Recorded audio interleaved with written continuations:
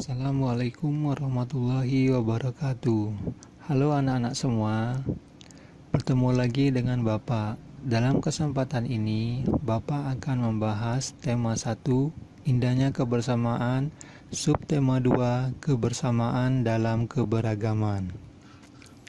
Muatan pembelajaran yang akan kita pelajari adalah bahasa Indonesia.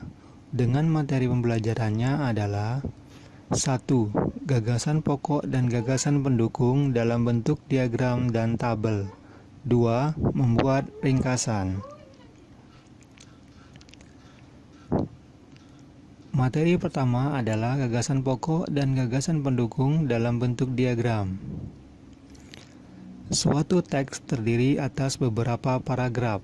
Setiap paragraf memiliki gagasan pokok dan gagasan pendukung. Diagram gagasan suatu teks dibuat sesuai jumlah paragraf dalam teks tersebut. Gagasan pokok dan gagasan pendukung akan lebih mudah dipahami jika disusun dalam bentuk diagram. Cara menentukan gagasan pokok dan gagasan pendukung dalam bentuk diagram. 1. Bacalah paragraf dengan seksama. 2. Cermatilah kalimat pertama hingga kalimat terakhir. Ketiga, tentukanlah gagasan pokok dan gagasan pendukung paragraf. Yang keempat, gagasan pokok adalah bagian inti, dapat ditulis di bagian atas atau tengah. Dan yang terakhir, yang kelima, gagasan pendukung adalah cabang-cabang dari gagasan pokok, dapat ditulis di bagian samping atau bawah gagasan pokok. Perhatikan teks bacaan berikut ini. Dalam teks bacaan tersebut, gagasan pokoknya adalah Indonesia memiliki berbagai bahasa daerah, misalnya bahasa Batak, bahasa Jawa, dan bahasa Sunda. Sedangkan gagasan pendukungnya adalah keragaman bahasa di Indonesia tidak membuat bangsa Indonesia terpecah-pecah. Yang kedua, bangsa Indonesia tetap menjaga persatuan dan kesatuan. Dan yang ketiga adalah bangsa Indonesia dipersatukan oleh bahasa persatuan, yaitu bahasa Indonesia. Dapat kita buat dalam bentuk diagramnya sebagai berikut. Dapat dilihat pada gambar. Gagasan pokoknya, Indonesia memiliki berbagai bahasa daerah. Gagasan pendukungnya, bangsa Indonesia tetap menjaga persatuan dan kesatuan. Kemudian, yang kedua, bahasa Indonesia mempersatukan bangsa Indonesia. Dan yang ketiga, keragaman bahasa tidak memecah belah bangsa. Gagasan pokok dan gagasan pendukung dalam bentuk tabel. Gagasan pokok dan gagasan pendukung dibuat dalam bentuk tabel bertujuan untuk mempermudah memahami suatu teks. Materi yang kedua adalah gagasan pokok dan gagasan pendukung dalam bentuk tabel. Gagasan pokok dan gagasan pendukung dibuat dalam bentuk tabel bertujuan untuk mempermudah memahami suatu teks. Perhatikan paragraf 1 berikut ini. Gelar budaya di sekolah. Gagasan pokoknya adalah keragaman tidak hanya terdapat di lingkungan masyarakat, tetapi juga di lingkungan sekolah. Kemudian, gagasan pendukungnya adalah para siswa di sekolah. Udin terdiri atas berbagai suku bangsa.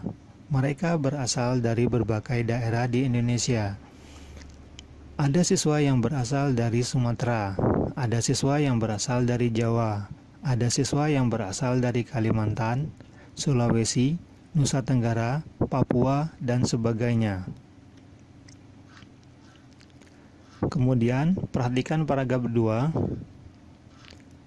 Gagasan pokoknya adalah sekolah sering mengadakan gelar budaya untuk memperkenalkan kekayaan budaya Indonesia kepada para siswa. Gagasan pendukungnya adalah misalnya gelar pakaian daerah, gelar makanan tradisional, dan gelar musik tradisional. Pada saat gelar pakaian daerah, para siswa mengenakan pakaian daerah ke sekolah. Kemudian, gagasan pendukung yang ketiga, pada saat gelar makanan tradisional, para siswa membawa contoh makanan tradisional ke sekolah. Dan yang terakhir, gagasan pendukungnya adalah pada saat gelar musik tradisional, para siswa mengadakan pertunjukan musik daerah. Dalam bentuk tabel dapat dilihat, paragraf 1, gagasan pokoknya adalah keragaman di lingkungan sekolah. Kemudian gagasan pendukungnya adalah para siswa berasal dari berbagai suku bangsa. Yang kedua, macam daerah asal siswa di sekolah Udin. Dan yang ketiga adalah setiap daerah memiliki budaya khas. Kemudian paragraf keduanya, gagasan pokoknya adalah gelar budaya di sekolah Udin. Sedangkan gagasan pendukungnya adalah tujuan gelar budaya, macam gelar budaya, dan penampilan saat gelar budaya. Materi berikutnya adalah membuat ringkasan teks dengan peta pikiran. Peta pikiran adalah bentuk belajar yang membantu siswa untuk memahami suatu pelajaran secara keseluruhan dan dipetakan menjadi bagian-bagian dan subbagian yang penting dari pelajaran tersebut. Peta pikiran yang berisi gagasan pokok dan gagasan pendukung dapat dijadikan acuan untuk membuat ringkasan. Meringkas isi teks sama dengan menulis kembali isi teks secara singkat. Berikut adalah contoh peta pikiran tentang rumah.